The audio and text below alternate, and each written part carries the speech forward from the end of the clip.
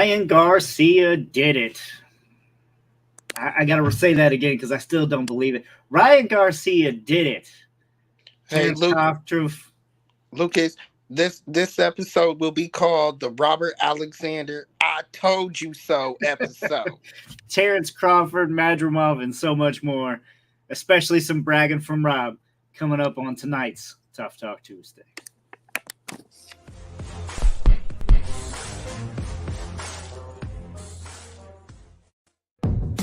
This is the show that has hosted everyone from Sugar Ray Leonard to Keith One-Time Thurman. This is Tough Talk Tonight, brought to you by Heavy Bag Boxing.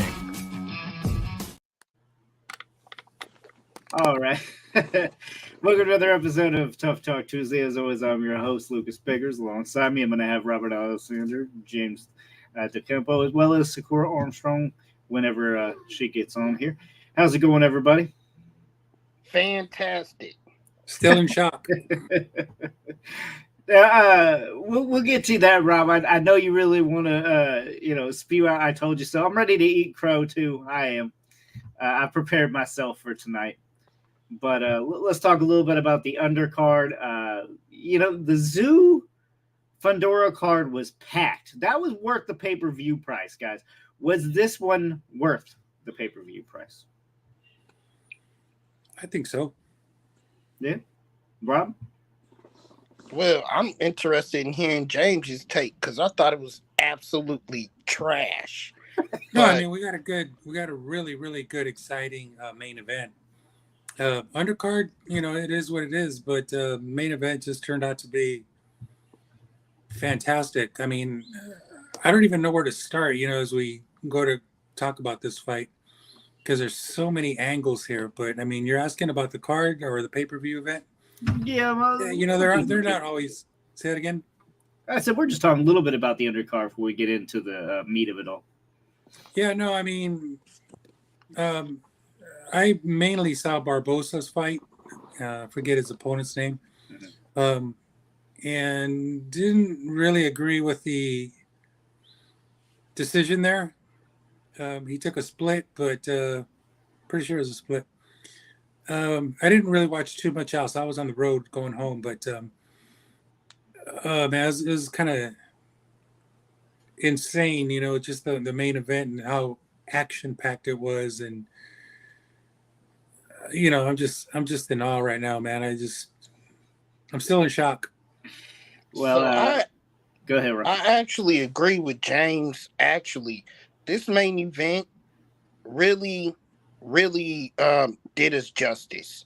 So in terms of the overall card, sometimes the main event is what you tune in for. And we had a doozy. So I agree with him there. To speak on the undercard itself, though, Barbosa, trash. Okay? This is the second time I've seen him in a fight against an opponent that he was heavily favored against, and he looked like pure trash. Let's stop pinning contender on some of these guys' name who don't really prove themselves. He got gifted a decision, in my opinion, James, you're right. I felt like he got gifted the decision, and he's fighting below the level that he's supposed to fight at. He's actually fighting to the level of his competition, and that's a lot being said considering the price tag they're trying to put on this kid. Unfortunately, you do kind of fight to your competition at times. Welcome, Sakura. Hey guys, can you hear me? Yeah. We're talking a little bit about the undercard before we get into the whole Ryan Garcia, Devin Haney fiasco. What was your take on the undercard? I was pleasantly surprised at the matchups, and it was like the night of the underdog almost. It was one bad decision where I did feel like Balboa did not win that fight. But other than that, I was happy with the other victories. And overall, I was just really pleased with the card and how competitive it really was with the matchups, I mean. Okay. And as we talked a little bit offline, but Charles Conwell really beat the crap out of Gallimore. That was just a pretty one-sided fight. But yeah, Lucas, you got to say something about Barbosa, man. That's disappointing. I mean, it is disappointing. Of course, we're expecting a lot from Barbosa, so I really don't have much to say other than the fact that I think you said it. We're all kind of let down. I don't know if it was a gift, but it was close. It might as well have been a gift. He definitely got it. You know, Balboa didn't win that fight. That's basically the issue I have too. As I always say, guys, is the extent of the judges' cards not matching up with what we actually saw in that fight. So it leaves the opponent. What was the opponent's name? I'm sorry, I forgot. But anyway, it leaves the opponent in a situation where when his record is looked up, they're not going to think that this was a really solid competitive. Well, in some instances, it wasn't even competitive. He seemed to be dominating. So I was just I just get extra upset when not only that opponent doesn't win because they came in as the B-side, but also because the box rec doesn't reflect what we actually did witness in that fight. One judge's scorecard was really off in that fight, remember? Guys, do anybody remember that? Are we looking at Barbosa versus McComb? Barbosa. Yes. McComb. Yeah. No, I agree. There was one that was 92-98 for McComb, 96-94 Barbosa, 97-93 Barbosa. So I guess in a sense, but he just I couldn't got give by the hair 4 of his rounds chin. to Barbosa is what I'm saying. But when you go to the box rec and you look at fights like that, the picture isn't painted on just how good of a boxer he was. I mean, a lot of people are let down by Barbosa, but we're neglecting the fact that his opponent came to fight and he outsmarted and aggressively fought Barbosa the way he needed to. Yeah, he had some really, really interesting movement. He's really good shoulders and really stuck the jab out. He's really impressive. I'd like to see him again. Yeah, exactly. But again, my problem is that this is the second time I've seen Barbosa in a letdown fight, in a close fight, that could have went either way. This is the second time in a row. So I'm starting to really question his skill set. He didn't look impressive, that's for sure. I don't know, what was at play in his camp or his team, but whatever it was, I'm not going to justify Barbosa's performance by making up excuses for him. I'm saying I believe that his opponent was just that much better than him. And that's something that a lot of fans don't want to just admit. Sometimes you're in a rough fight and it shows up your inadequacies. And that was the type of opponent that he had. Well, it's been a while since I've seen Barbosa fight. I saw him fight Pedraza, and then way before that was Alex Salcedo. And he looked a lot better than he did this last weekend. Mm-hmm. But he's 30-0. I had no idea. But they put certain boxers in play with promoters. They put, who they pick as who they want to invest money into, who they think is going to be champions, as we all would invest in who, what we think is a jewel. But in actuality, sometimes they don't meet that level when it's time to get there. And instead of, switching gears, the promoter still just keeps investing in that fighter and then just watches who they actually fight. You see what I'm saying? That's and a lot of opponents that they come into contact with that are better boxers don't get that same investment, don't get that same opportunities.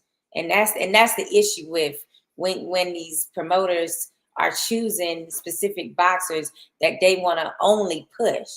You know what I'm saying? Like, so when they start slipping and not looking as good as we thought they were as fans, instead of them being like, oh, wait a minute. Yeah, like, let's backtrack. You know, let's start investing in another boxer in that same division or whatever. They just still keep sticking with the same person that they know didn't meet, you know, that level, couldn't get past a certain level of competition. So, like, I don't know what the right answer is for it, because everybody does deserve a second chance, and sometimes you do. Just meet a boxer that's slicker and more aggressive and has more opportunity to, or they have more, what's the word I'm looking for? They just have more heart and more things that they're fighting for that particular night, and it shows. So you're saying it's the second time Barbosa has had issues. Well, it's also the second time that they've tried to match him up with a real proper, you know, opponent in competition. And So, I mean, like Yeah, she was really. saying, stylistically, I mean, things could just match up bad with these last couple of guys. He's still got W's. Maybe we should just look at it that way. I know you said it was a gift, Rob, but you already know the A side is going to get at least one round. So my question is, Rob, who would you like him to see him fight next? That's two disappointments for me. I don't care to see him again. I mean, you might as well throw him at least with the Sharks, right? At 140. No, He fought Pedraza and won. As James mentioned, he fought a couple of names and won. He's never looked that great. The problem is, I'll throw a name out there, Barrios. I like Barrios.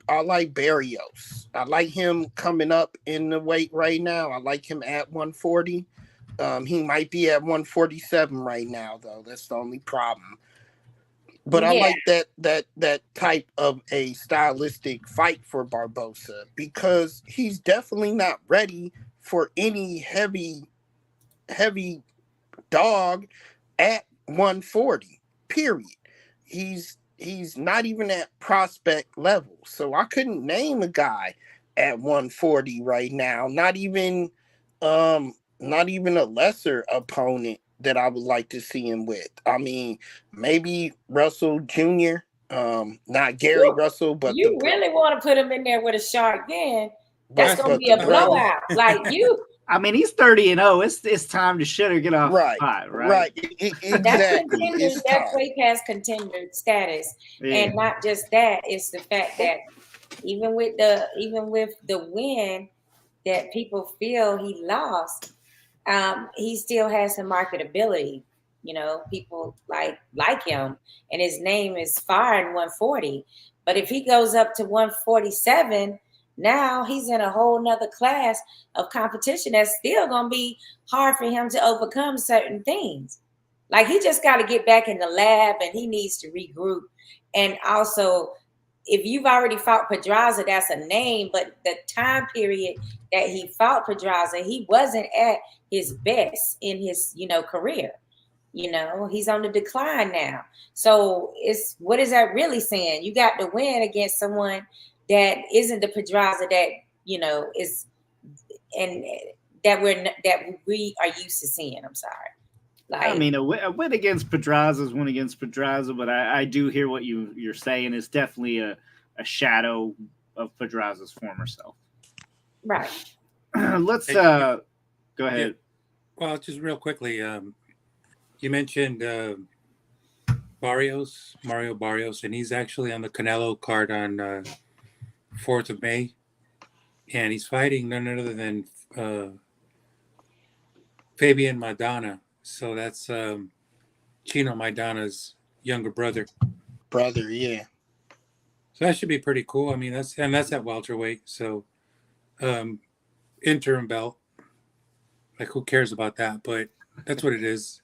So hopefully that's a good scrap for Barrios for both of them. Shit. Yeah, that's a tough, it's tough to get through Barrios. And so Maidana is gonna have a hard night too. But we'll see how good he is if he's able to get through Barrios. However, that still doesn't where can we put Barbosa? Who's left? Comey? That's I mean, at 140, who can we put him in there with that isn't considered a prize fighter necessarily? But isn't bad as far as performance. That's what he just had. And to me, he failed that test. You're right. You're right. And I'll say this. The way that Teofimo fights down to the level of competition, I think that would be a very boring fight. Even that would be a very boring fight. Yeah, let's just throw him in there with Pro Gray and see what happens. Well, I'd like to see Ryan Garcia fight Pro Gray next. Yeah. We'll get to that, James, because that's interesting. That's interesting. All right, before we get into the Ryan Garcia scenario, let's talk a little bit about this Crawford-Madrimov. It's looking like a stacked card, guys. I mean, this is good stuff. This is what you want in a pay-per-view card here. We got Terrence Crawford and Madrimov, obviously. You got Leo Santa Cruz, guys. We were just talking about Leo Santa Cruz coming back. I haven't heard confirmation on that one yet, but I think that is in the works. Really, the only thing I'm not excited for is Big Baby Miller, but I still want to see Andy Ruiz's return. I think that's a great fight for Andy to get back in the mix with. As long as he ain't juicing. I mean, well, even if he is juicing, if he can get the win out of Big Baby, that puts his name back in the conversation with the other heavyweights that were, from a specific time period, because he's been missing. And I don't know if it was like the manager issue and the promoter issue that, has stalled his career, but he definitely needs to get back in the ring and get back in the conversation. So, I mean, his career is, these years are really counting. So this is the type of fight that he would need. And he would need to make sure that he handles Big Baby correctly, because, you also are in for a tough night with Big Baby, just because he's the type of fighter that can take a lot of punishment. Because he comes in at almost 300 pounds, seems like sometimes.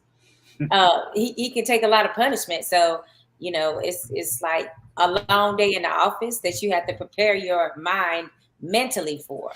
And that's why I think it's a good fight for Ruiz, because he just needs to get some ring rust off him. You know what I'm saying? And shake off the cobwebs at this point, so to speak. How long has Ruiz been out? I'm trying to remember the last fight he had. It seems like forever, man. Yeah. But no, I just don't know if you want to go back in there against a known ped user. I mean, you really want that as your return fight? I don't know.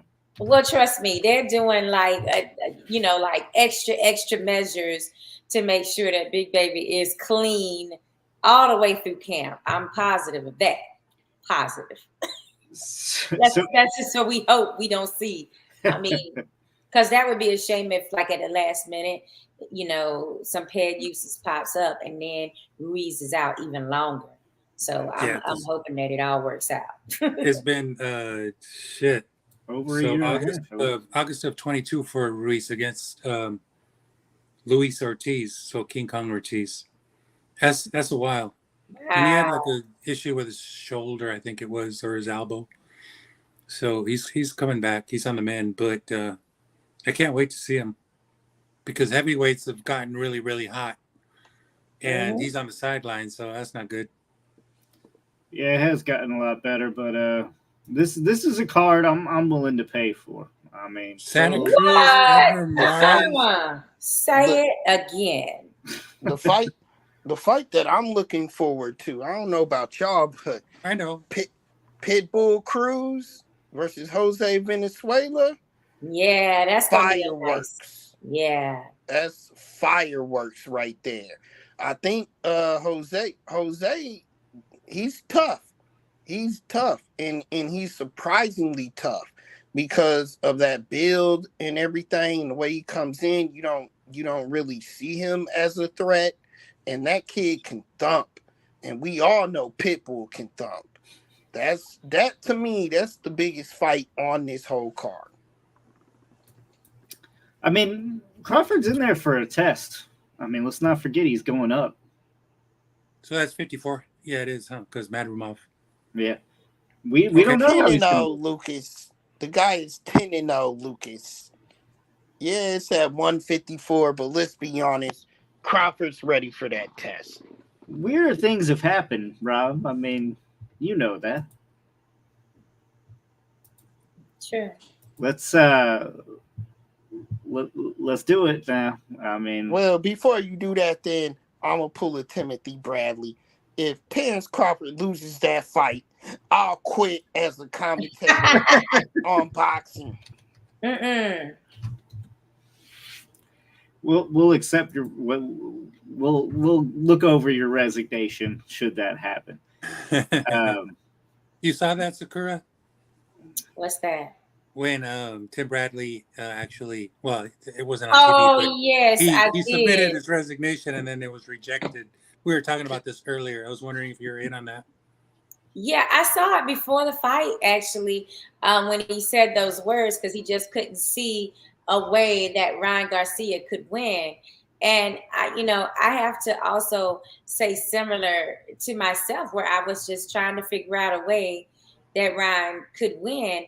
And I was taken aback by the media and the betting odds, and I got swept up into that and didn't think about Ryan's reach and Ryan's height versus Haney's. I didn't do my regular synopsis in order to come up with who I really thought would win. And so I feel like Bradley he fell victim to the same situation where it was just all this hype and all this stuff about Haney's skills and Haney got this and, oh, this is going to be a blowout. And sometimes I seen on some Twitter posts, they was like, I am so disappointed and I don't have anything to say to all you podcasters and pundits and this and that, because you got it totally wrong. I don't want to hear anything any of you guys have to say anymore. And I'm like, damn, I did fall victim to that myself. Just listening. Yeah, listening to all of the hoopla and the rumors and Ryan's crazy and Ryan's not working out and all the things that people were saying about Haney dominating and this and that. I fell victim to that myself, so I can't get too upset with Bradley for saying that because I know it happened to me in this fight as well. Rob, you're the only one that went with Garcia. No, not everybody. I didn't see one person that went with Garcia. Not one. Not all the fucking boxing pundits in the world. You're the only one that I saw. Well, to be fair, before I eat the crow and say you were right, okay, I do have to say Rob's known for kind of taking the long way out, the long haul, the underdog. He is one to pick those sometimes, and occasionally he gets one right. Garcia was definitely one of those. Congrats. He wants to really blow us out of the water, because I don't even know where to start, but I just want to say that I thought that Garcia would quit on the stool. First of all, humbly, thank you, Lucas. Humbly. Second of all, no, a lot of the times I go out on a limb and I'm right. Occasionally, when I go out on the limb, I'm right. But when I'm right, it's big and I'm right. But listen, the problem I had with Tim Bradley is the same problem I have with all of you. It's the same problem I have with everybody leading into this fight. The question asked was, what does Ryan Garcia need to do to win this fight? And he did not answer it. He answered it by saying, if Ryan Garcia wins this fight, I'll quit as a commentator. Answer the damn question, sir. Answer the question. Your job is to depict and give us the tools and the skill set that Ryan does have to win this fight. And you didn't answer it, and nobody else did. So, that being said, I still got a lot to say. I'm going to turn it over to you all to tell us what really shook y'all in this fight. Because I see the comments coming in. I see my man Ralphie gave me a shout out. Wherever CJ is, get your ass in here, CJ. I sent him the link. So we'll see if he's showing up to eat his crow as well. You know what? I don't have a problem admitting when I have a prediction incorrect. And like I just said, I sympathize with Brandy on that one because I succumb to the same bullshit of just eating up the hype on Devin Haney and his skills and forgetting, what if Ryan doesn't decide to try to box Devin Haney, but instead actually brings the fight to him and really decides to make it aggressive and just nasty to win. You know, and I did not go there. I didn't go to that synopsis because I'm so used to people just trying to deal with Haney's jab and trying to find a way in, you know, that way, overlooking Ryan's extra reach and his quickness. So, there's a lesson for all of us to learn in this when it comes to who's A side and who's B side and who, you know, who we expect to win versus does this guy, this opponent really have a chance to upset their apple cart? Yeah, and but that was the question that I failed to answer. It's hard because, you know, it's not just about skills. It's about mental state and physical state and all that. And Ryan Garcia is a mess going into this fight. He's a hot mess. He's a mess in and out of the ring. Saying a lot of stupid shit and making a fool of himself and, you know. But the tactics work. Acting a fool. Okay, because, but you know, let's just face it, the tactics did work. It worked on his opponent because he felt at ease, like, oh, I can get through Ryan Garcia. He's distracted. He's not even thinking about boxing. He got all this stuff stirring up. So it worked in the way that his opponent prepared for him. And then it also worked on us fans and pundits because we thought that there was something else going on when he really had, him and his team really did have a strategy on how to beat Haney. And then another thing that was overlooked by me, at least, was the fact that they had fought 4 or 5 times in the amateurs. Six times. So it's like they know each other. They know each other on a different level. They know each other's quirks and how they dip down after a punch or how they move. These are things that I did not take into consideration. Just thinking about Haney's skill level. I mean, as much as Ryan Garcia impressed, Haney disappointed because his skills just didn't really come out. I mean, I thought he was going to jab much better than he did. I thought he'd be a lot more effective boxer than he was. Mm-hmm. And then there's the other thing that, you know, you look at Ryan Garcia's skills as a boxer on a defensive side, let's just say, just for simplicity, on the defensive side, he has no skills. And Haney could not cut through that, but he handled Kambosos and he handled Regis Prograis and a lot and Lomachenko and all. But listen to what you're saying. Loses to Ryan Garcia, who has really, really, really shot skills as a defensive fighter. I mean, he has no idea what he's doing. No, he doesn't jab very well. He doesn't.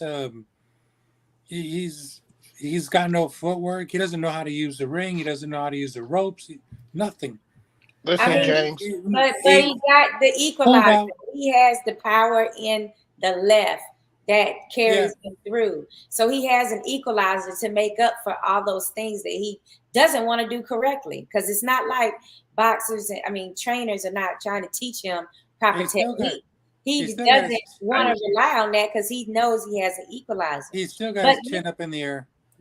But listen to what you were saying, James. The opponents that you mentioned are all opponents that really do fall more into 130 pounds, 135 pounds.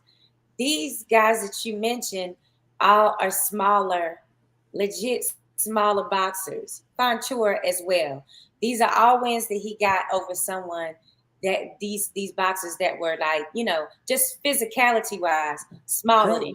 Prograde is solid 140. Yeah, no, but but Haney is not a solid 140, to be honest with you. You know what I'm saying? He barely made weight, as well as Ryan didn't make weight.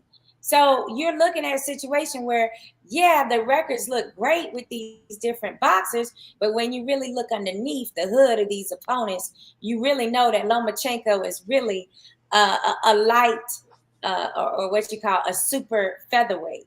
Yeah, but fighting at 140.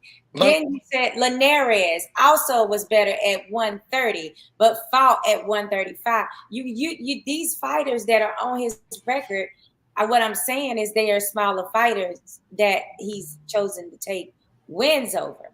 So it makes the record look good. But then when you actually fight somebody that is more your size, these inadequacies that a boxer have are going to come out. It looks super impressive. All of a sudden. This guy never even made weight.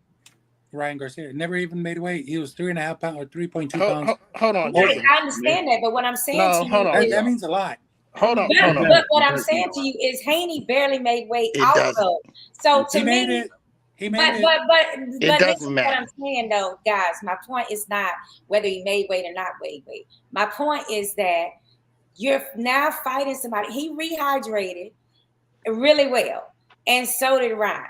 Ryan did not get drained as much because he didn't lose those final pounds. I understand that. But the night of the fight, they both were totally rehydrated, which is why people want to take away credit from Ryan because of that. And it's like, no, because they both rehydrated and they both were fighting. Shut up, Lucas. You can't. Guess what? Haney got what the hell he usually dishes out to other opponents. Fact. Listen, he goes in there and he's the bigger guy and he gets to win. This time, Ryan was the heavier guy and he took advantage of him being drained, but not rehydrated well. He was still a hydrated fighter. So it's like he was up at 160 something. Ryan probably was at 160 something. It all equaled out to me. Probably, but we don't know. Here's the problem. Let's go to comments before I get started on this too much. We got a lot of comments. Can I say something first? The reason why is because some of these comments actually are really addressing what the issue was in this fight. Well, so go ahead. Ralphie started it off. I wanted to revisit that one. I thought Ryan had a chance, but not like that in no way or how. I had at draw a split or some type of disqualification, but Rob is the man. He called it. Oh. And then we got Coach Lou. Pop won the fight with his mouth, but his son didn't live up to that. CJ Ryan did to Haney what Tank did to him, but in a different way. Ryan's going to need more than a left hand. He's going to need to train that right hand in case his left gets injured. That's what I want to talk about.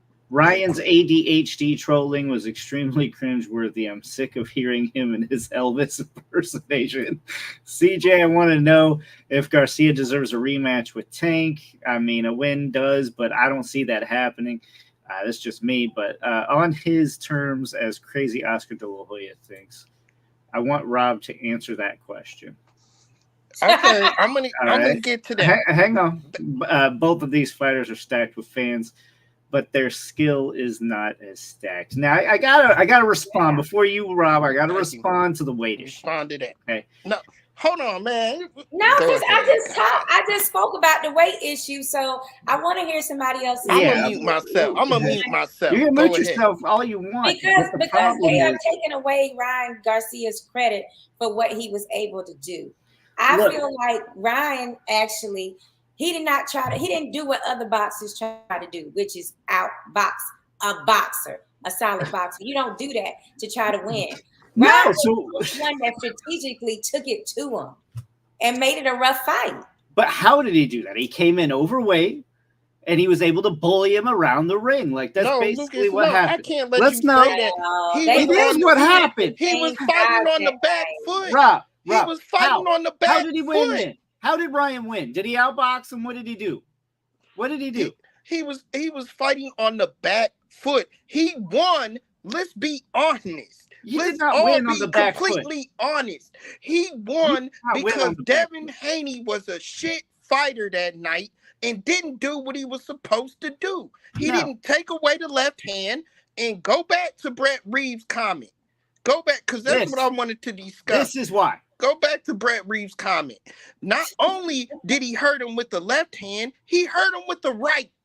He hurt him with the right. Go back to the commentary in the fight when they said this right hand. When they said this right hand is working for Ryan well tonight. That right hand is something that Haney needs to be worried about. And guess what? When he knocked his ass flat out, he knocked him with a two-piece combination.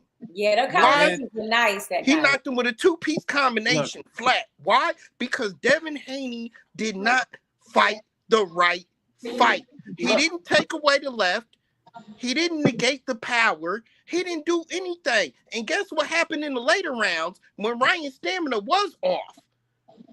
His punches didn't weigh on him. His punches didn't weigh on Ryan at all. Ryan was able to take those punches, walk through them, and land at will. Thank you. Why was he able to take the punches, Rob? Why? Why? Because this motherfucker came in 3 pounds overweight. He came in. Listen. Yeah, I don't think it matters. It don't matter. Boxer barely made weight himself. Let me get this out. You may not 3.5 does not matter to you. I understand that. But what you're talking about is Devin Haney is struggling to make that weight. He was draining himself to make that weight. Ryan Garcia had no motherfucking plan of making that weight, tipping up a beer on the fucking scale. He had no plan. This was the plan. If anything, the only plan was not inside the ring, but outside of the ring, because he planned to do this crazy shit, right? He planned to not make this motherfucking weight.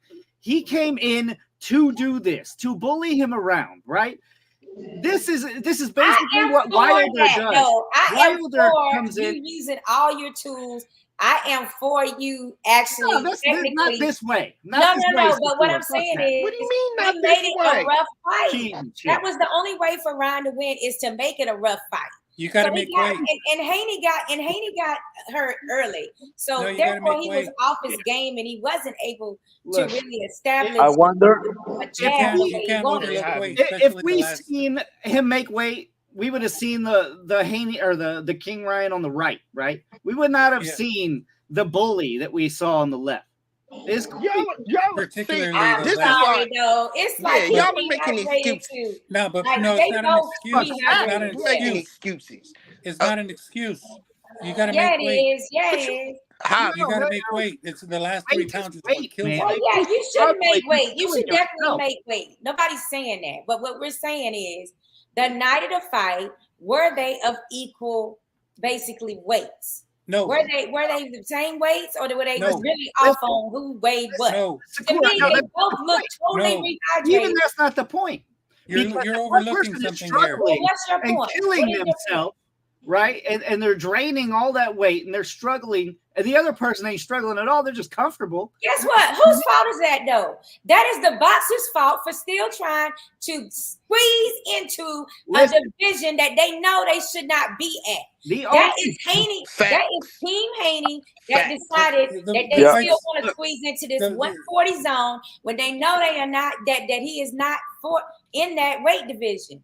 Ryan Garcia has already now said, I can't even make 140 anyway. I got to go to 147. So, like, this is the problem.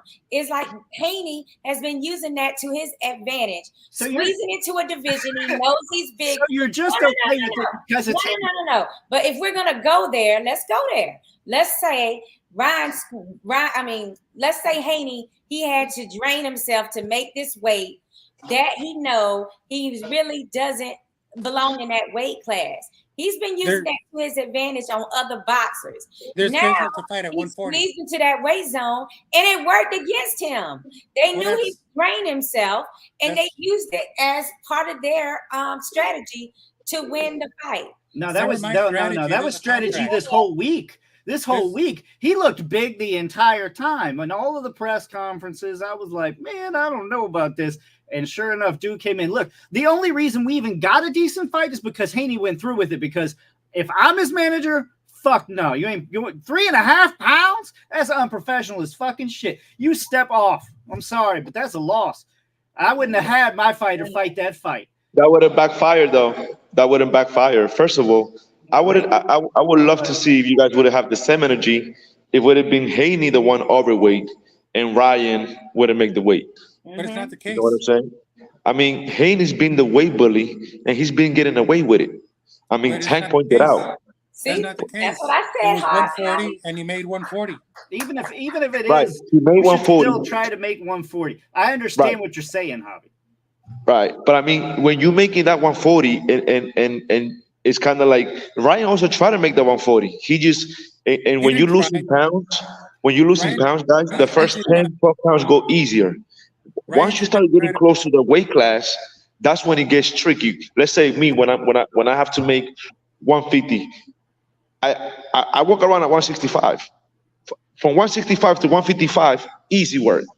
From 155 to 150, that's when everything starts getting just complicated. Everything starts getting to the point. Those last pounds are the key points. Now, on top of that, you add to the fact that Haney is not known for power. Haney is like, no disrespect to Paulie, but Haney is like Paulie, they wasn't blessed with power, kind of like Loma. Loma wasn't blessed with power as well. They just have the technique, they have the skills. But when you fighting somebody your size or somebody bigger, you can have all the skills. At some point, that power is going to be a clear factor. Mind you, guys. Your power is in a sense diminished when you're fighting someone so much bigger. Right, and not only that, but also not taking away nothing from Ryan, because he kind of clocked him early on the first round. Once he felt that power, once he felt that left hook, and he actually got affected by it. His whole game plan went down the drain, and there were no adjustments. There were no adjustments because if you, as a fighter, as an elite fighter, if you get hit with something and you feel the power, you automatically go like, okay, well, I cannot keep getting hit with that one. Right. But there was no adjustments from Haney. Yeah, there was some good, a few adjustments that he did, but he also got clocked with that left hook again and again and again and again. And that's probably was going to be something that his corner and himself is going to be, thinking about it for so long, because sometimes it's like, you're going to get hit. That's not a problem. That's part of the fighting. But when you get hit with the same shot over and over, then that means either you're not seeing it or you're just not making any adjustments for it. You know what I'm saying? Particularly, the guy hitting you is a lot bigger. That too. I'm going to answer Brett's question. They're wondering if Ryan would have broken Haney's jaw if he weighed in at 140. I don't think he would have. It would have been a different Yes, he would. Yeah, he would have. Yes, he would have. Different type of fight. Ryan is known for powers, and that kid also had the speed. Like that also makes me point out, even though Ryan was a little heavier, and he came in, heavier, he didn't make the weight. The speed was still there. That kid had tremendous speed. He came in comfortable. He came in at 150.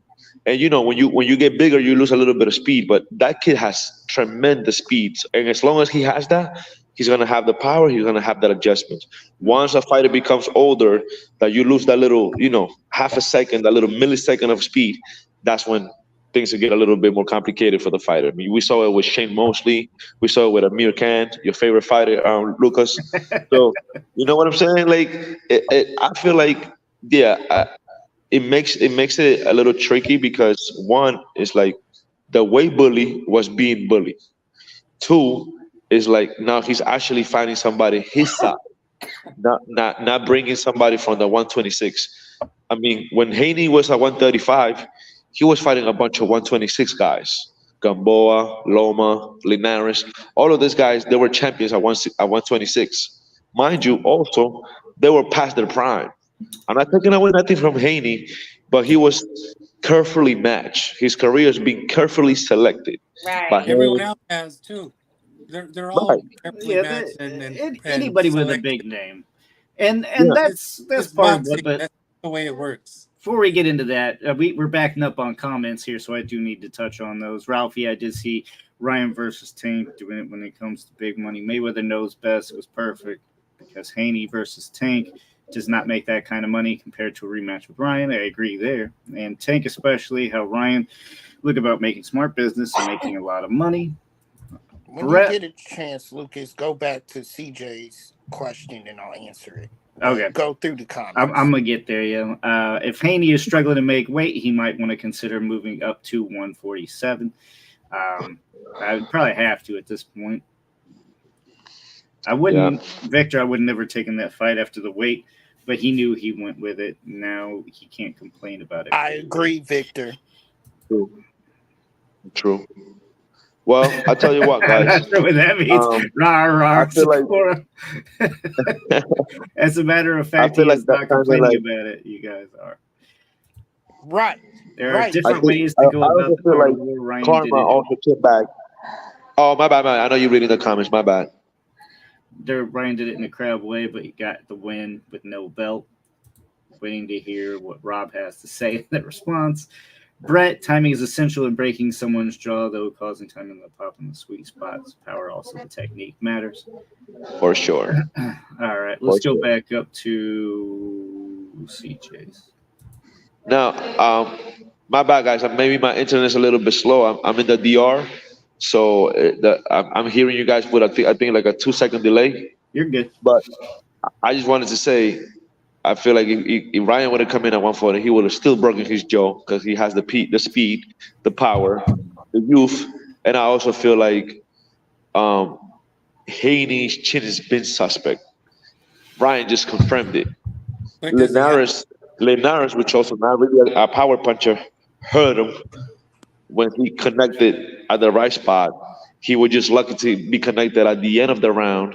But we seen already that stinky leg from Haney a few times. We already had suspicious about his jaw. Ryan just confirmed it. Guess what's gonna happen, guys? The minute he fights another power puncher, it might happen again. Also, I'm with James. I don't agree. He had problems with Lomo. And Loma not known for power. Dude, Loma is world class. Loma is elite. Everybody got He's to with elite. Loma. Not for power. Listen, here's what it really is. Okay, I don't. This is how I saw it. We already know Garcia's strategies and stuff was not really in boxing. It was, I'm going to outweigh him. I'm going to make it awkward as shit. And that's about the only reason he can land. He didn't telegraph any punches. He basically went in there like Wilder does and just was awkward as shit, right? That's what these tacticians, that's what they struggle with. They struggle with the guys that are very unorthodox. You look at Mayweather, right? Struggle with Maidana, right? You got anybody who's like that. Like Haney did really well against Loma. I'm surprisingly well. I think But in this, I feel like he lost though. Can't tell where those punches are coming in. Right too. I agree. I think he lost it, but it was still he still performed better than what I expected him to against Loma. Oh yeah, for sure. But the way he would drop his hands and he's coming here, you don't know if it's rising. You don't know if it's coming low. He didn't know how to guard or anything. You know what I mean? Like he basically just bullied him. That's what this was. This was not boxing. He just beat him the fuck up. Like that's what this was. And he did that by weighing more and by being the bigger dude. It's not true. It is true. Fight wouldn't have been that close then. Scale. It is true. Fight would not have been that close then. Well, can I say one thing about, this whole conversation? Like, I believe Ryan and his team deserves credit for their strategy because they looked at the Prograis fight and they knew that Haney was going to be around 164 again the night of the fight. And they used that in their strategy on how they would combat that.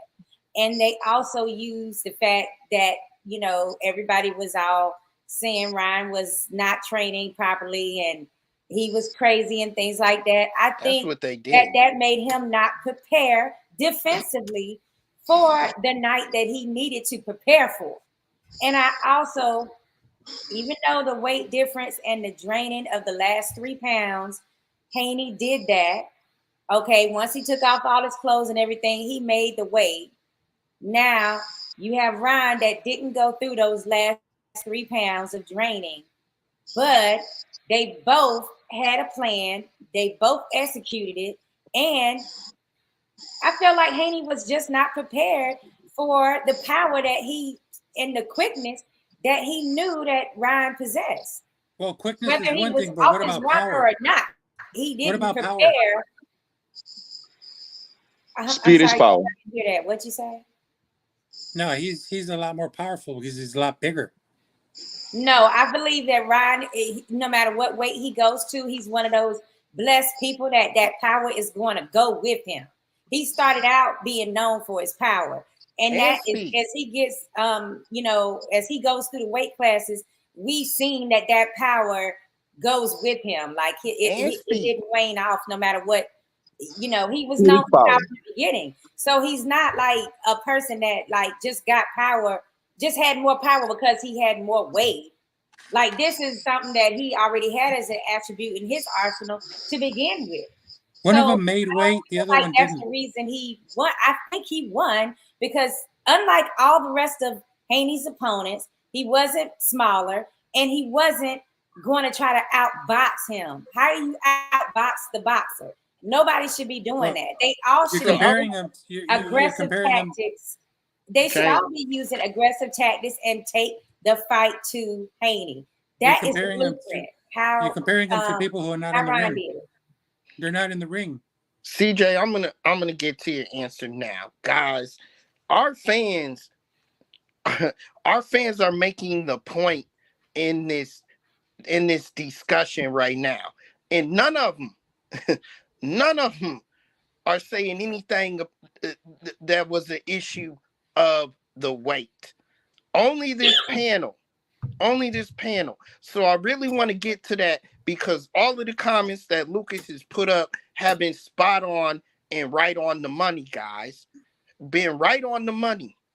Haney, the bottom line here, and this is why, and I'm going here. Before I answer you, CJ, I'm going here. This is why I was right. This is why I picked Garcia in this fight. Haney wasn't ready for the show. Period. Ryan had the strategy. He knew what he was doing from the jump. And let's not back off because all the crazy talk is still going on with Ryan. Yes, there's screws loose. He reminds me of the new Joker movie coming out, okay? That's how crazy he is, but he's doing it for a purpose. He's a killer in that ring. He knows what he's doing. Give him his just due. With that being said, I don't like the fact that he is his what he did is being diminished anytime they want to like throw it off on, this excuse and that excuse. Our fans aren't saying that. I love our fans. Make weight. Our fans aren't saying that, Lucas. Look, our fans are agreeing with me and you, Shakur. Hold on. Time out, guys. Hang on. Now, Sakura, I'm coming to you because we usually on the same page with these weight bullies. But it seems to me like you only okay with it because Devin Haney does it to other people. Now that it's done to him, you're cool with it. This is the same shit. The Devin Haney did to Prograis, right? just outweighed him, outbullied him. That's what this was. At 140, if he tried to make the 140, I'm not saying that he couldn't possibly have won, but I'm saying the power is significantly less. Haney would have been able to hurt him a lot more. Those things, I mean, that's what a weight bully is, right? Exactly. That's what a weight bully is. And you and me have been on the same page until that's why this he's fight. Stretching, okay, he's but stretching it here. Right, He's because stretching the problem that I have with this particular matchup is that the night of the fight, when it matters, okay, if you're like that's not the same though. I just want to. Okay, so like with the Prograis fight, Prograis is probably when he rehydrates like around 150 maybe, and then you got Haney that was at 164. I mean, this was documented. That's not an equal fight. Now, Ryan Garcia versus Haney. Haney rehydrated. He was probably still around 164. Okay, you can tell just by looking at how much booty he had back there. I was like, oh my God, he really hydrated well. Jeez, look at this man booty. And then we're looking at the cheeks. I wish I could like rehydrate and get all this booty. You know, people pay good money for those type of booties. But anyway, I just wanted to say, like, the night of the fight, to me, they looked equal in size. Weight bullying to me is when you know the night of the fight, you're gonna be way bigger than your opponent. Like that's like the ultimate weight bully for me. But if you think Ryan said, wait a minute, Team Ryan was like, damn, Haney was 164 pounds in his last 140-pound fight. We're gonna make sure we're around that same size at that time too. His strategy was used against him. And when I say Haney's strategy of being the bigger guy the night of the fight worked against him. The tactic was to do what he was doing to other people. And that's exactly what happened. So no, I cannot feel bad for Haney, and because he got a dish of his own medicine when it came to this. I'm not asking you to feel bad. What I'm asking is it not just the same shit? It's the same shit. Hold on. Let me come to the same. I don't, because it is the same. Around the same thing the night of the fight. No, you don't know that. We don't have those weights. We do know we do not have those weights. Okay? If you can show me those weights, I would love that. Okay, I'm telling you, the night of the fight, they both were up there. Way past 147, way past 154. They both weighed over 160. I would bet we're pushing the weight. Even when both I would almost bet Garcia had 10 pounds. To me, a weight we're pushing the weight that has way more weight the night of the fight. That's a big thing. You got to make weight. Weight matters. Let's take a break. Take a break. Hang on. Ralphie says Mayweather was overweight on Marquez, who came in 2 different weight classes lower. He made weight in, but he didn't take nothing away from Mayweather Marquez. Just because Marquez didn't, let me finish before I do this. Marquez did agree to fight him anyway. We left like that. And at the end of the dehydrated 18 pounds over Marquez, I think on weight, is he fine for 2.5 pounds on? What try to say for so long, for so many different fighters, I really don't think it would have made a difference because I was really going for Haney when Haney got hit. Okay, exactly, Ralphie, listen. No, hold on. Ralphie. Now, Mayweather, right? So Marquez had to come up in weight already, right? So he's already putting on mostly water weight in that short period of time.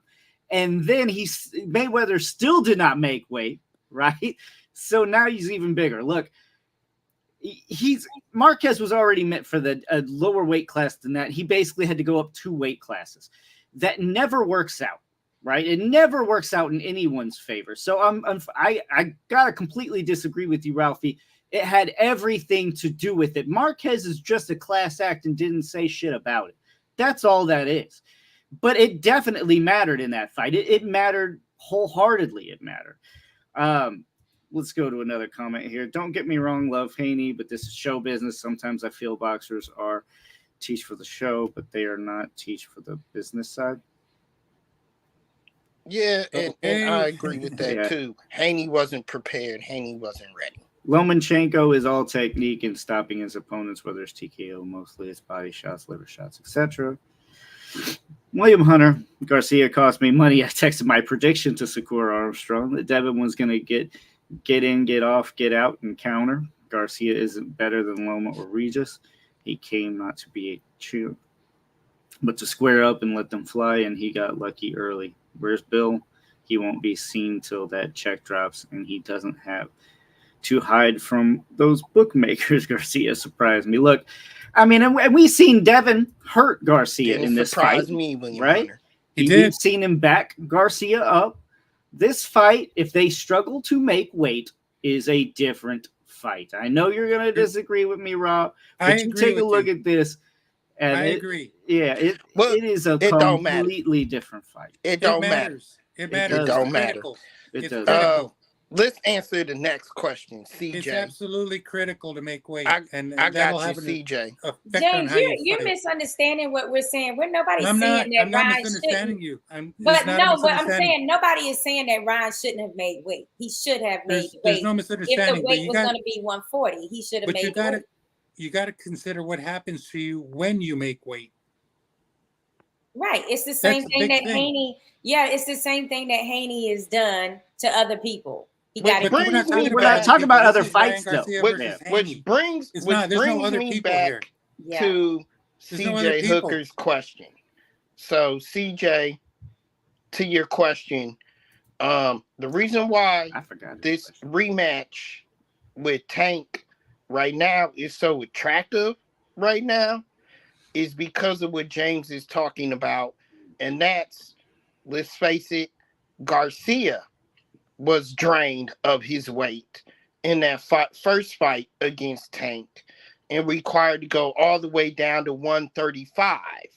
And not only was he required to go down to 135, but then he had a rehydration clause.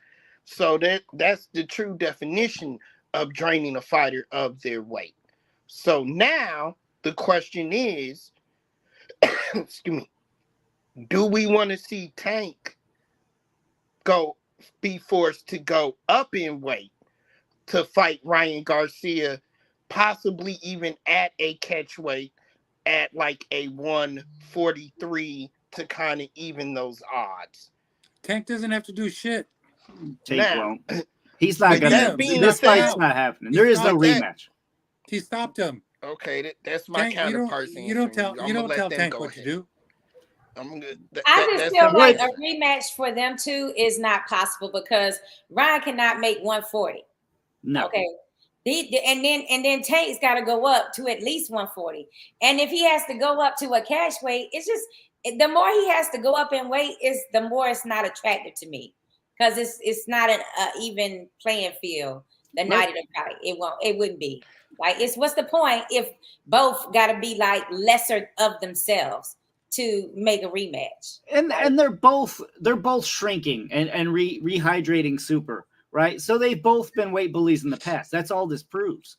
You look at this picture, that proves he's been a weight bully. So CJ, here's my answer to you. And fans, take this answer with you tonight, since I was the one who was right. Oh man. Are we still on that part? You need to get over it. Let's see, Coach Lou Garcia did not care about that belt. That's why he didn't make weight. He just wanted to win. I mean, he said himself he wasn't planning on making weight, right? He had no plan to make weight. He wanted to win, and he did that. That's straight from Garcia, Rob. You can't even be mad about that. They won't let me answer you, CJ. We're moved on. Listen, CJ. You already answered, I thought. Did you not? No, y'all answered them. I've been trying. Not only do I think that fight should be made, and it should be made at whatever catch weight they wanted to, because my counterparts, all this talk about weight being an issue is bullshit. Look, Gervonta Tank Davis will knock Ryan Garcia out again at the heavier weights. There's some people in this sport that no matter what weight class they go up to, their power is what's most important. And Gervonta Davis will always be that. I think this correction of prediction has gone to Rob's head. He seems to think Lil Tank's going to be able to do 147, 154 too? Can he just go up forever? And First of all, Rob already went up to 140. He's already been up to 140. He's already been up to 140. Again, they're not talking 147. They're talking catch weight. There's We're a reason. talking But I'm possibly just saying, if 143. you got to do a catch weight, then we're not going to see the best of either of those guys because they both have to give up something that is in their arsenal in order to just make the fight. Like, what's the point? CJ's point. Yeah, CJ's right here. So maybe Tank was right with the no rehydration clause because Ryan couldn't blow up considerably. I mean, we might have seen a different fight if not for that. Brett on Bill, I'm wondering where B-Hop was during the fight. I'm surprised he wasn't there as the co-main event shaping up to break Bill's jaw. William Hunter better be of ways 200 and 210 every time he fights when he steps on the ring. No such thing as weight bully. Just people that know their limits and what works best for their fight weight. Not everyone cuts weight safely and rehydrates safely. If you make the weight, come weigh-ins and gain 100 pounds come fight night. See, that's what I'm saying, the end bar. Thank you. You gaining the weight. But my thing is that Ryan didn't gain an advantage of more power. He already had power. But if you already had power, you don't struggle to make weight and drain yourself. Your power is that much greater. This is basically what we've been in agreement on this whole time. This entire panel, minus Rob, agreed that weight matters a lot until just this past fight, apparently. Making weight matters. These little, how big is it between divisions? 7 pounds, right? That's half a fucking division right there. What? Let me ask you a question, Lucas. Devin Haney said prior to this fight, you said prior to this fight, he wasn't going to make the weight, and you still picked Devin Haney. Why'd you do it? I mean, I assumed he was at least going to try. I didn't assume he was just going to do 3.2 fucking pounds unprofessionally as shit and just decide, oh, yeah, I'm cool with that. I honestly, what was like your I said, actual reason, though? What was your actual reason? Actual reason is because his skill is not there. Ryan Garcia's skill is not there. He beat the fuck out of Devin Haney. He did not outbox him by any means. Like I said, he's out of place. But it doesn't matter how he did it. It does matter because he would not be able to do it if he didn't say as much as he did. That's not true, though. That's not true. It is true. No, because Ryan already had power. It's not like he gained power. He already was known for his power. Like, we're never going to agree on this. We know he has speed, but the effect of Devin Haney's punches is diminished simply because he's so much stronger and so much heavier. Trying to squeeze into a division he's not supposed to be in. You're saying it's his fault. We're not disagreeing that it's Haney's fault. I'm saying Haney is the one that ultimately, his team Haney is one that ultimately decides, I want to stay at 140, and I know I'm way bigger than that the night of the fight, but I want to have this advantage over other boxers. He's the one that decides to make 140. Nobody's forcing him to do that. Look, he's getting into contracts where he know he has to drain himself completely, and he's willing to give up that advantage in order to make the weight so he can balloon up to whatever he wants. That is a decision that he's done to himself. That is not Ryan Garcia's issue. Shakur already answered. Okay, so now Shakur already answered you all. Now, if you make weight, you're wrong and you're cheating yourself. Is that the way it works? Shakur already answered y'all. Because what I said was the night of the fight, they both were around the same weight. They both were the same weight. That is still not the same. We've already said that. They both are the same weight. We already answered that. Why that's different. And no, we don't know that they were the same way. We have no idea what the weight was. Here's what you're missing. But hang on. Rob, they don't want to give Ryan credit for this win of how he decided to take the fight to Haney and not worry about. Hey, if he made weight, then we wouldn't have been able to say anything. If he tried to make weight, then we wouldn't have that. You're right, Shakur. That's what they're missing. For a reason. And these fans have been saying it tonight, Lucas, and that's what you're missing. He didn't lose the fight because of 3 2.5 pounds. You listen for He probably more lost the than that. fight. He lost the fight because he couldn't combat the left hook, which he knew was coming. He couldn't even stop. He couldn't even stop the right hand. Dude, he got up from three knockdowns and still almost won. Look, Canelo has done this his entire career. He's made a career out of this. This is weight bullying. Whether you guys want to admit this or not, this is something that goes on. Why the fuck do you think he does not want to fight David Benavidez? Because he knows David Benavidez is going to do that same type of shit. He's going to rehydrate. The motherfucker's going to be 185 or bigger. It's the same principle, though, Rob. That's not what you're understanding. It is the same principle. You're trying to drive it as the same principle. It is the same thing. What do you mean? It's not. How is it not? How is it not the same? Because the night of the fight, you don't know the night of the fight. You keep saying that, but the night of the fight, because it's true. We don't know the weight. Dehydrated. How is it true? We don't know the weight. Okay, so if Haney was 164 pounds the night of Prograis' fight, you think he wasn't at least 164 last Saturday night? It's different every fight, and we also don't know how big Ryan got. We don't know how big Ryan got because he weighed already 3.2 pounds. Larger. Like I said, it's not the same when both fighters are like almost the same size night of the fight. It is a weight bullying situation when the night of the fight, one fighter is 20 pounds over the other fighter and they're rehydrated. Like that's a big weight difference. That's a weight bully. That is not the same of what we saw this past weekend. That is not. One of the fighters failed to make weight. And it's diminishing you're missing the fact that Ryan got the nerve. Yeah, because guess what? We don't know.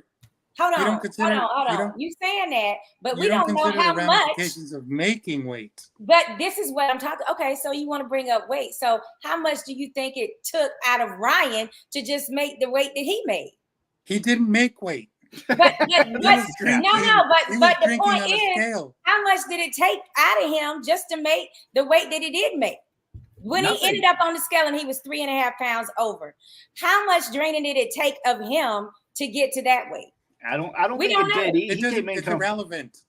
No, it's not irrelevant because you're saying that Haney is drained because he made 140 and Ryan could have been just as drained trying to make 143. He never made it.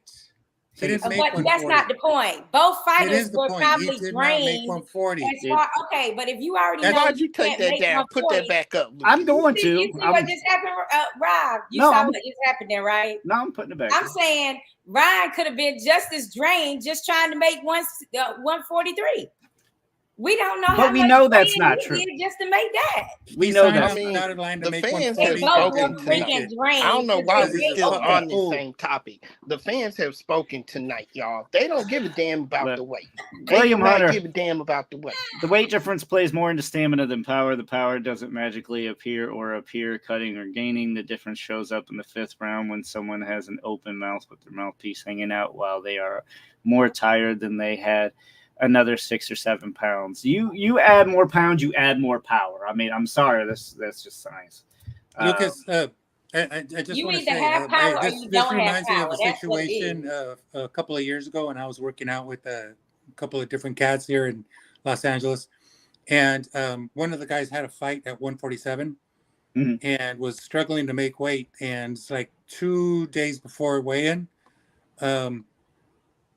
after our workout, we had to help this guy to his car, carrying his bags, carrying everything just to make weight. Now, can you imagine that compromise? I mean, you see people pass out on the scale. That's my point, right? You see people draining. That's because they didn't lose the weight properly. That's besides the point. That's because they didn't lose the weight properly. James has the point that I made, which is you just made my point, is that even the guy that was in your camp, in your gym, that was trying to make weight, right? He didn't make the weight, but he did. Okay, but before he even made the weight, you said he was draining himself trying to just make the weight. Before he even got to the weight, he already trained himself and was almost to the point of needing, fluids. emergency fluids. So that's just to say you can still not make your weight, but still be totally freaking drained. Like, you don't have to, like, if you didn't make weight and you were supposed to make weight, obviously you should be making the weight that you signed the contract for. But and you like, just mentioned is kind what of like Ryan Garcia. But what you just made my point though, James, is that you could not even be at the weight you're supposed to be at and still be totally draining yourself. He made the commitment and made weight. He made it. He made it, yeah, but he might not have made it. The point is that during the process of making it, he made it. But you made my point when you said he hadn't even gotten to the weight and he was already like physically sick from just trying to get down to the weight. It's a sacrifice, and he made it. Exactly, it's a sacrifice. In this case, in the case of Ryan Garcia, he failed. He didn't even try. Right, but that doesn't mean that he didn't drain himself trying to get down to that weight. It doesn't mean that he really nobody still arguing with them, Shakura. I know, because they what really matters. We don't see, and I keep making points about how it's not relevant in this particular. But there's points on both sides. There's points on both sides, but I don't give a damn what people say. The other thing is 3.5 pounds don't fucking matter.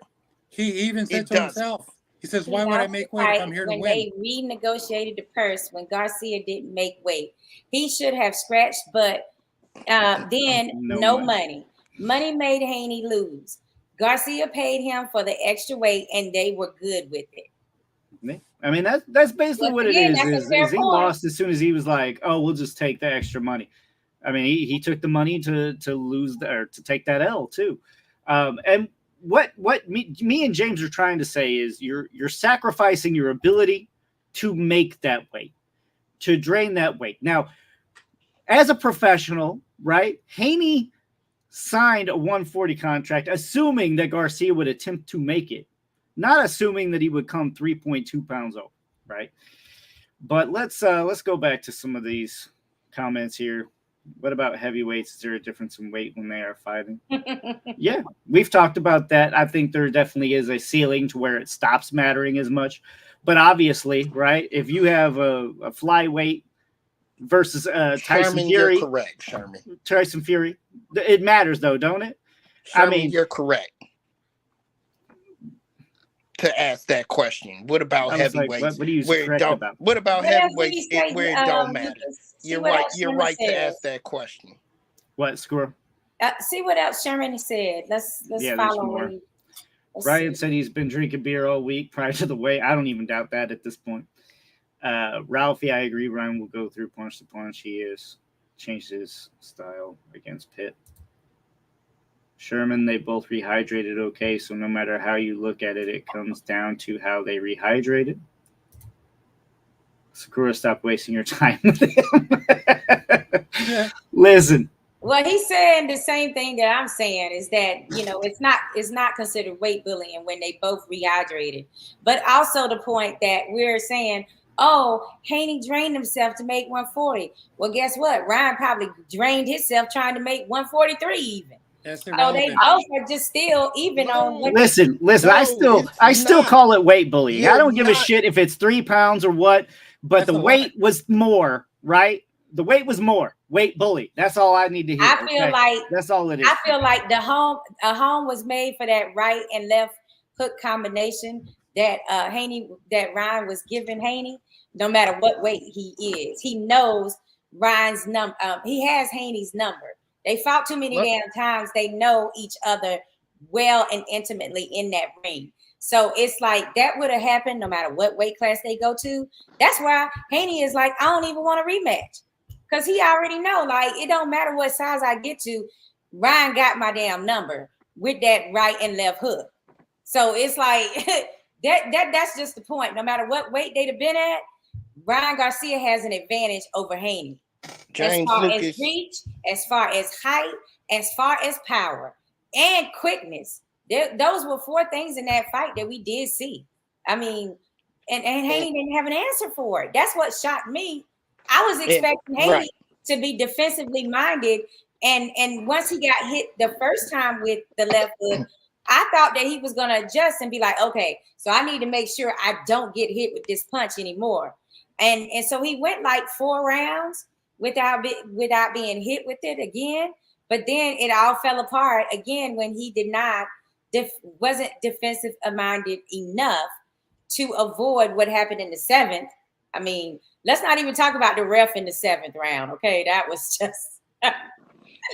I mean, I thought the fight should have been over in the 7th, honestly, because there was like at least two knockdowns that they got waved off when they were obviously knockdowns to me.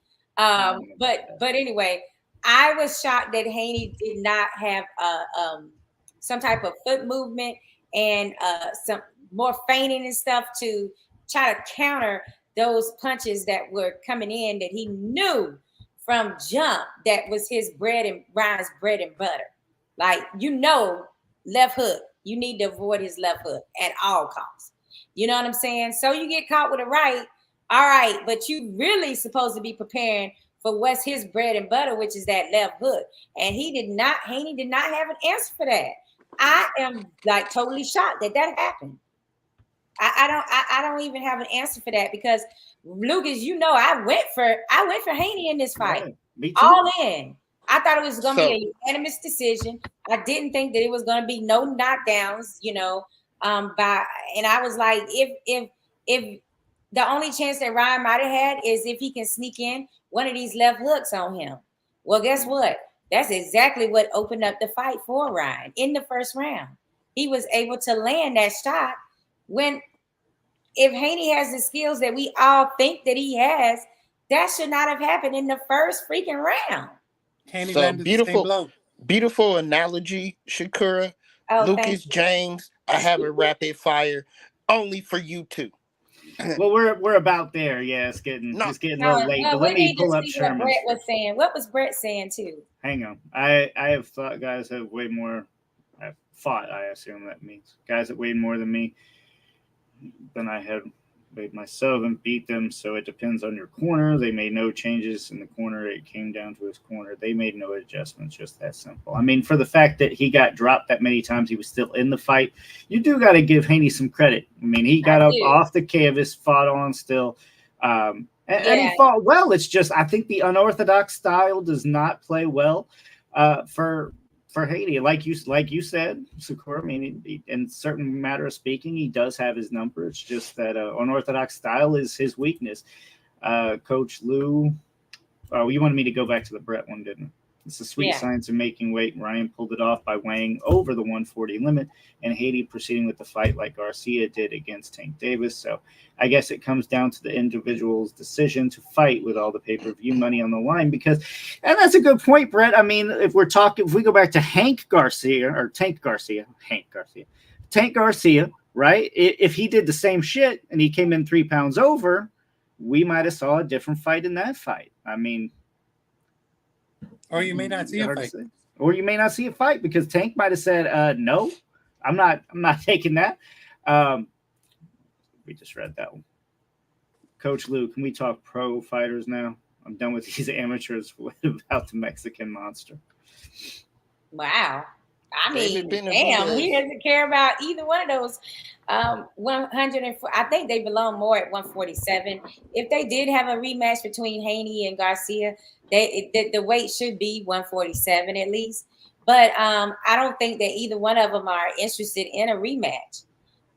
Lou, you're talking about the monster. Yeah, that's going to be a great fight that he's headlining. They Premier Boxing Champions came out with this fight as the co-main event. So with Tank Davis, so I think that is a great card stacked up with lots of talent as well. I don't know what else you want to say about the Mexican monster since he's moved up to 175. They're now, he's either going to fight Hot Rod Kajali or he's going to have to face the winner of whoever Benavidez versus Bivol winner should be, which that's an exciting fight too. That's getting, that's the sleeper fight that I think that people are not as buzzed as they should be about it. I mean, we're finally going to see this undisputed championship on the line at light heavyweight. And we get to see the matchup that we've been wanting to see between these two amazing fighters. So it is an exciting fight at 175.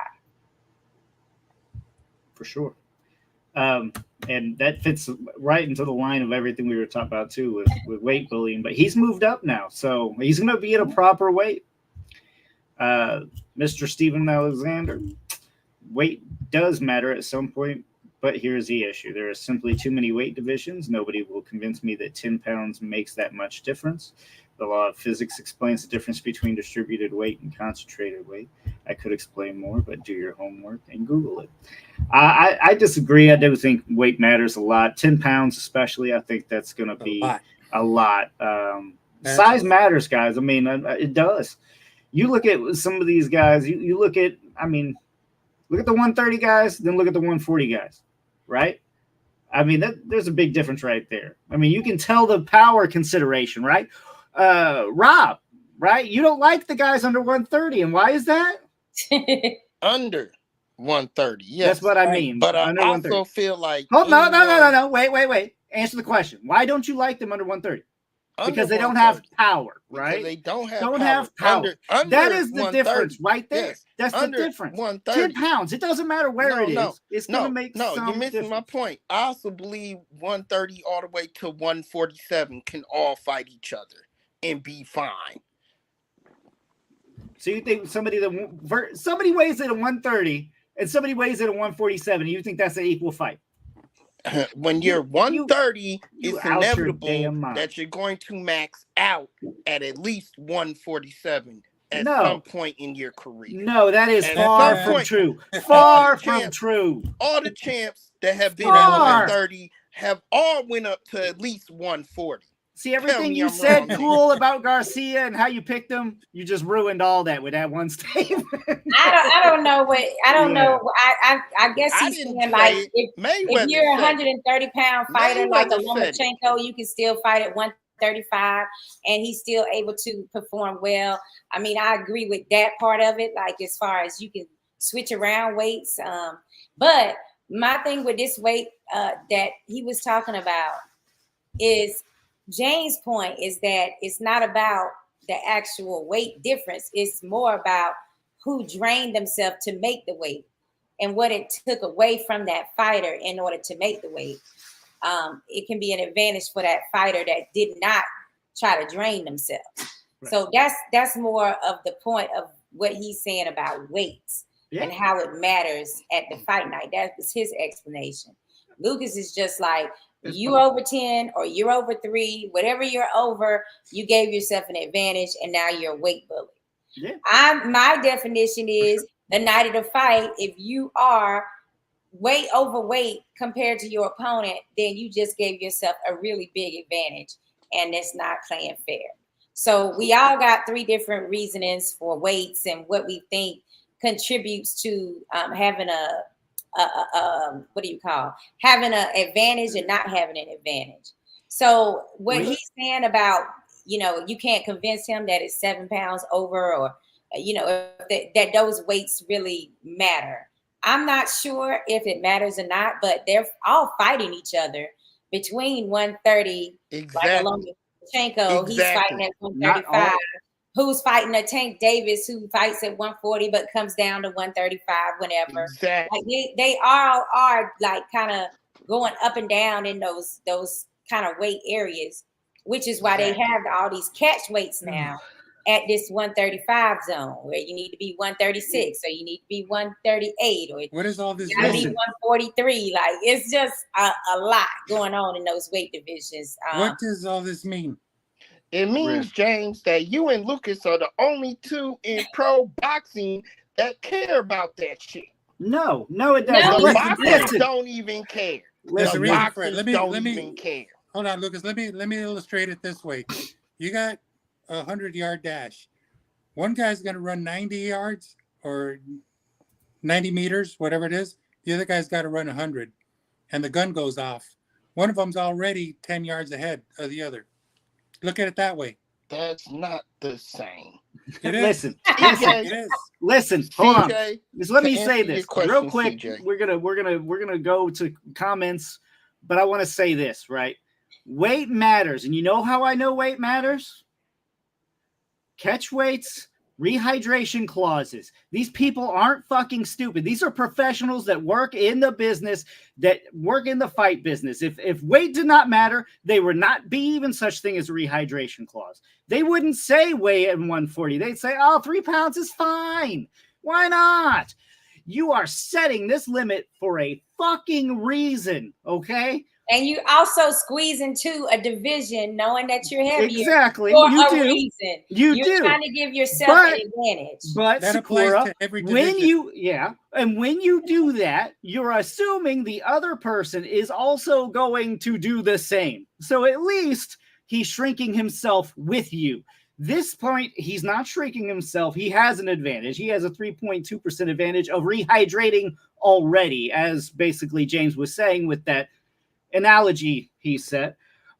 So yes, weight matters. Okay, weight matters, and it matters because we've seen these guys make these divisions at these weights for this specific reason. The IBF has a 10-pound rehydration clause for said reasons. Weight matters, whether you want to admit it or not, Rob. I don't really give a shit what your opinion is at this point, because the weight fucking matters, okay? But Will Hunter made a point. He says that's Team Haney's fault.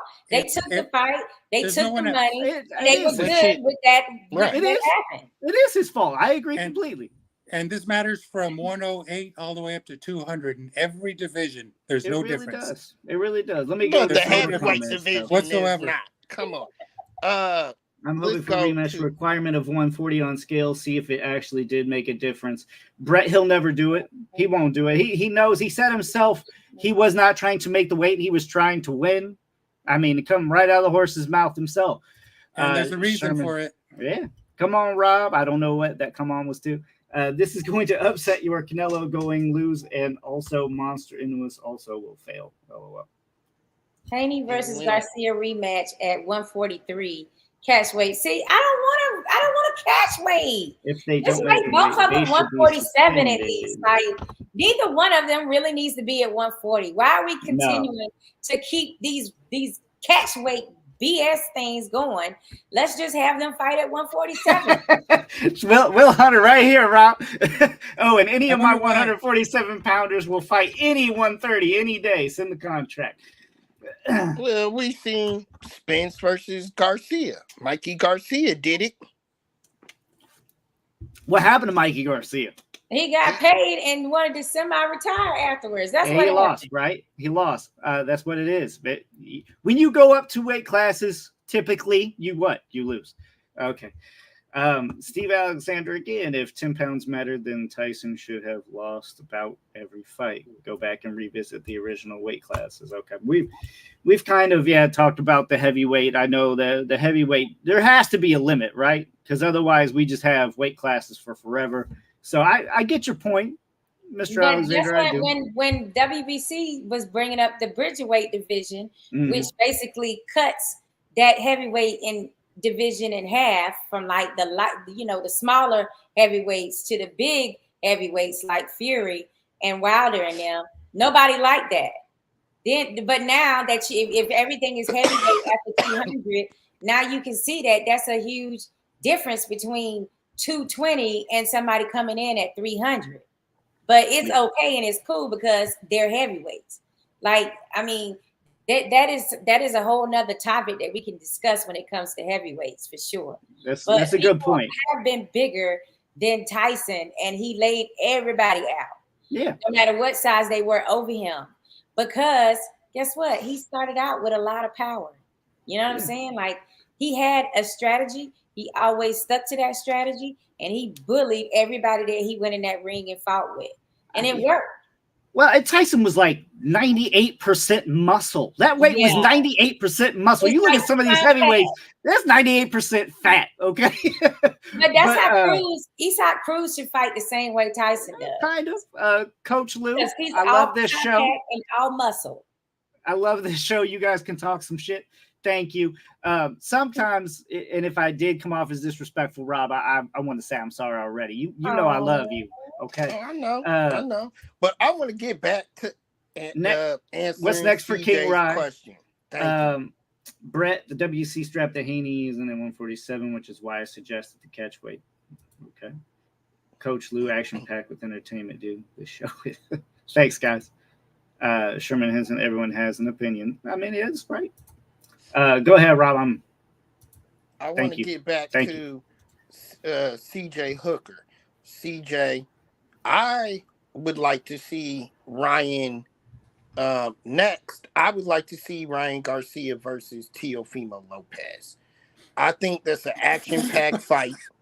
I think Tio will be up for it, and I think it'll be an action-packed fight. And either guy could win that fight. That's what I want to see. What weight are you talking about, Rob? It doesn't fucking matter anymore. It doesn't matter. Weight matters, or does it not matter? Doesn't matter. The question is, what's next for Ryan Garcia? Is that it? Yeah. I think it's an 8-ball and a 40-ouncer. Guys, I'm sick of that joke. He was not drinking beer. It was not alcoholic beer product. He said he was drinking every night during training. But he did say after the fight. Talking about what he said. Yeah, and he said a lot of stuff about you thought he wasn't training, you thought he wasn't going to be ready because of all these tweets. So who believes what he was saying? And I'll join him on the 40-ouncer, not so much the blow. I hate beer. It's so nasty to me. I can't afford that shit. Yeah, I don't like beer. I agree that they should split heavyweight into semi-heavy and super heavyweight. Listen, I think at some point, I'm just going to address this real quick because we're going to go to whatever Rob has in store for rapid fire. But I want to say what comes next for him. You already kind of did. But I do want to touch this weight thing, okay? So super heavyweight, I think eventually the weight stops being beneficial and starts to be more harmful, okay? And obviously that's the case because you hit guys like Butterbean, and Butterbean's not running the heavyweight division, right? He never really did. He would just be a big punching bag for some of these larger, more skilled guys. David Tua. Now, Tua, like, that's a...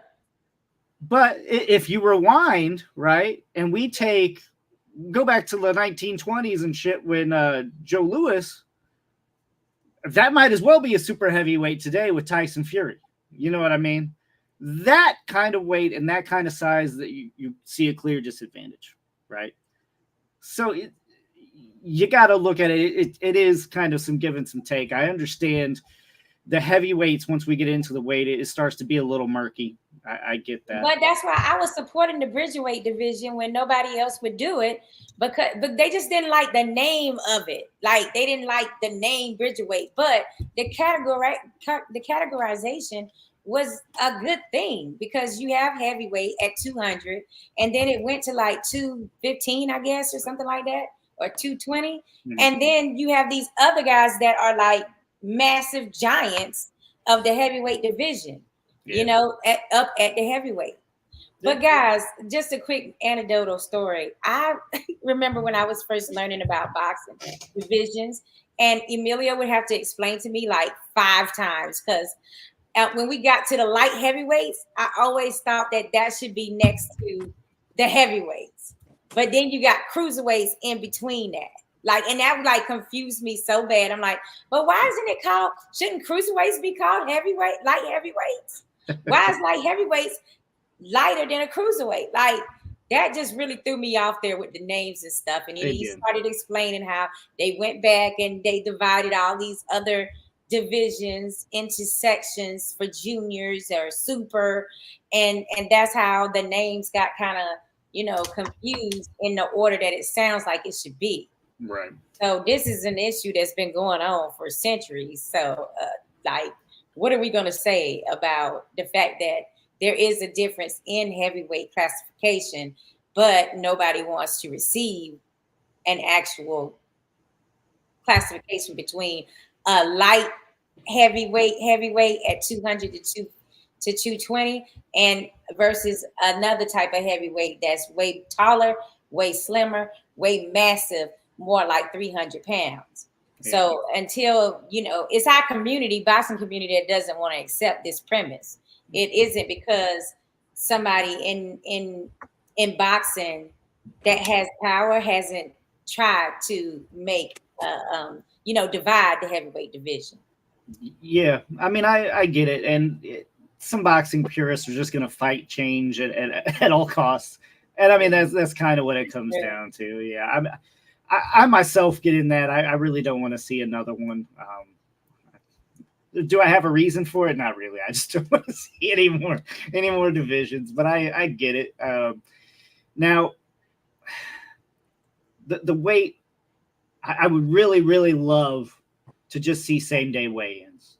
We'd see less people dying in the ring. It's safer for the boxers, and I think everybody would be. Not necessarily. Well, I mean, obviously, you could still have somebody like Garcia who's struggling to make it and draining themselves, but I think maybe there would be less people walking in there super drained and super almost ready to die, right? I mean, but the upside of that is that they get time to rehydrate before they take their beating. They do. But that's yeah, big. And also Ray Mancini was the one that brought it up to me one time that they actually did have more deaths when it was same day weigh-ins. Like it didn't, you know what I'm saying? Like it still didn't stop there being brain injuries and such just because you had that same day weigh-in. Maybe there's a way to check their hydration. I don't know how. But people get the community is the one. Boxing fans don't want to get mad when, he added a rematch. He added a hydration clause. The fans don't support that either. Yeah, but I mean, that really is a great solution. Like, hey, you can't be a 140 pounder, and the night of the fight you're at 165.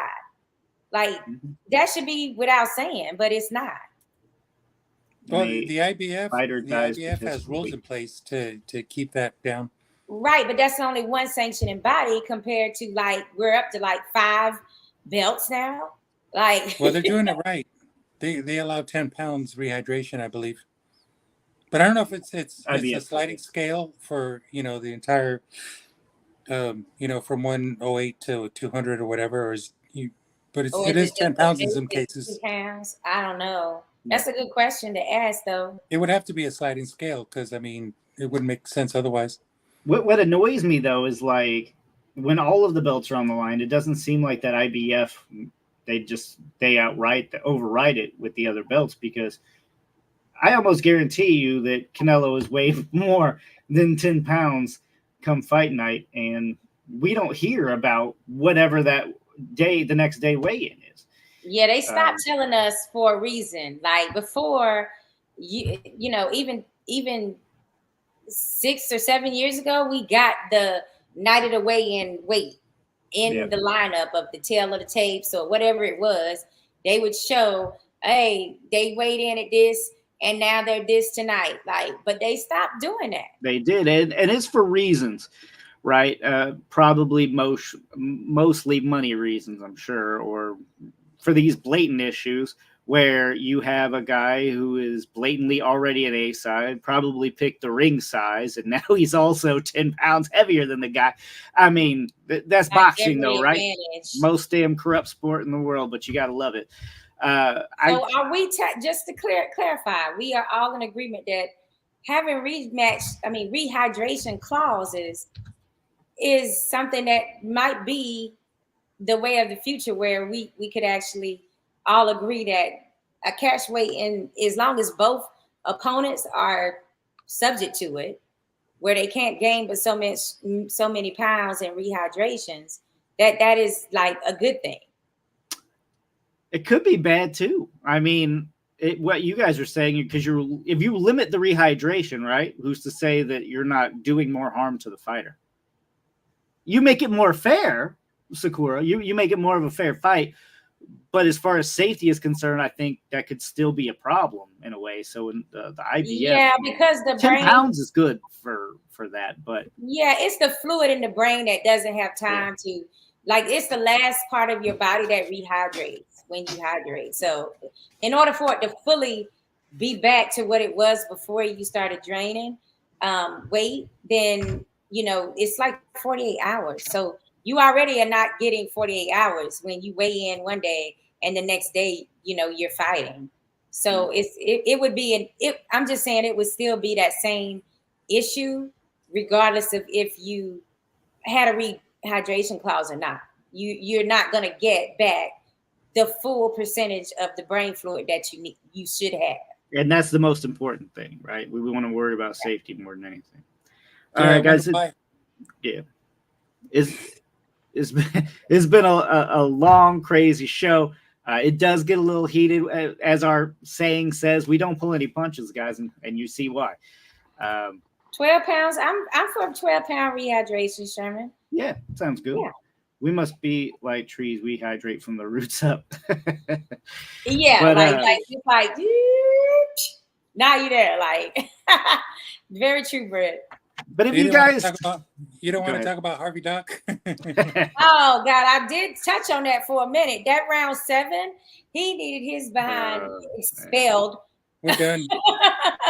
Yeah, that's okay. That's almost another. Yeah, I'm kidding. It's time.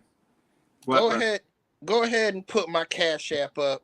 For anybody who I gave betting tips to last week, I need $3 from y'all. Because y'all won a lot of money. Is incorrect. That's what I want. Because y'all won a lot of money. Well, guys, next week we're gonna have a big show. I mean, we got the Canelo show to go over predictions and breakdowns and stuff. So it is going to be a large show. So if you liked tonight, you definitely will like next week. Again, that's next Tuesday, 9 p.m. Eastern, 6 p.m. Pacific. As always, we don't pull any punches. We'll see you next week, guys. Thanks for tuning in.